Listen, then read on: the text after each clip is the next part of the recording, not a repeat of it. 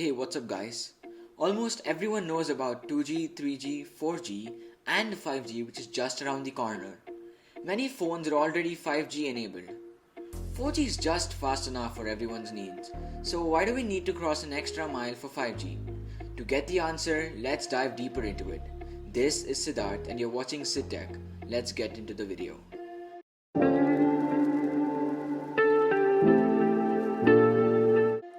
So we all know that 4G is just good enough for all our needs.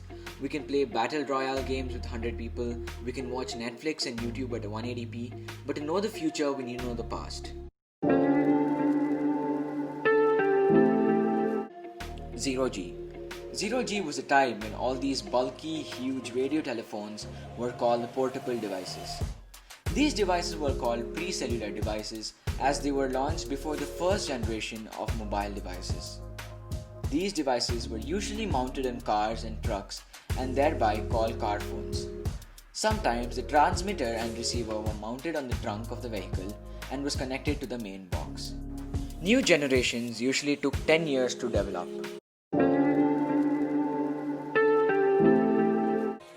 1G. 1G was the first generation of cellular technology. They used analog radio signals. It could reach great speeds. Due to the high speeds, phones now had an ability to send text messages. This was first launched in 1980 in Japan. Now, a limited NMT service in Russia is the only operational 1G service in the planet.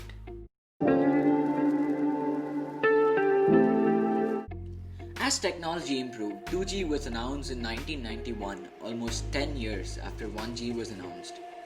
2G was a huge leap when compared to 1G. They had digital radio signals, so now they could be encrypted. As digital radio waves was a new technology, it started growing everywhere like a forest fire. All the analog 1G towers were being replaced by 2G digital towers. Now people had access to internet without the need of Wi-Fi routers, etc. 2G offered a maximum speed of 40 kb per second, which was phenomenal for a mobile device in those days.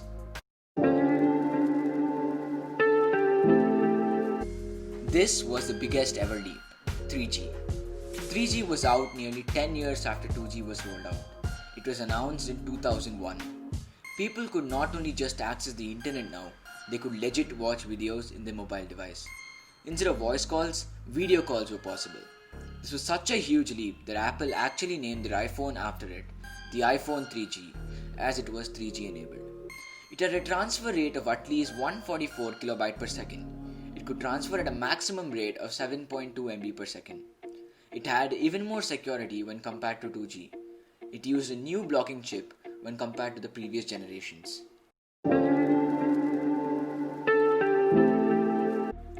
Now let's move to 4G.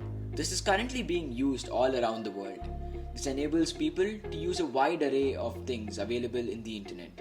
People could now play online multiplayer games, watch HD videos in any remote place where 4G network was available. Along with this came the 4G LTE. This was 10 times faster than 3G, allowing users to do anything they imagine. It could reach speeds of 4 to 12 MB per second. It had much more security when compared to other cellular technologies.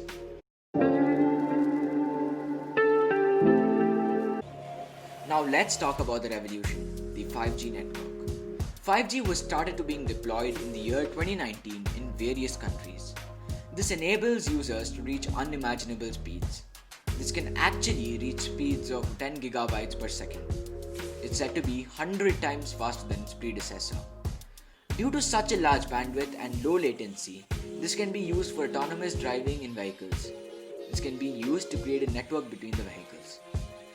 It's going to be helpful a lot in AI and IoT that requires such high bandwidths. This high bandwidth can also be used as an internet provider for laptops and higher devices. This will make it compete with cable operators, etc. We know that every positive growth has some negative effects. Let's look into that. 5G might be fast with high bandwidth and low latency, but it too has cons.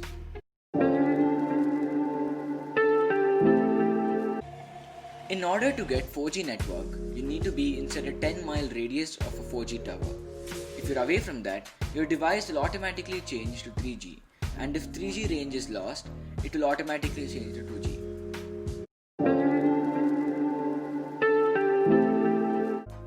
5G uses millimeter wave technology. In order to get 5G signal, one has to be inside 1 mile radius of a tower. So this means that to cover the same area as one 4G tower, you need 10 5G towers. This is not possible in places where there are a lot of buildings, etc. To overcome this, these towers need to be integrated with buildings. As more towers increases, the living organisms will be faced with 10 times more radiations compared to 4G. 5G has another downfall. Since it uses millimeter wave technology, they struggle to pass through solid objects like trees, walls, etc.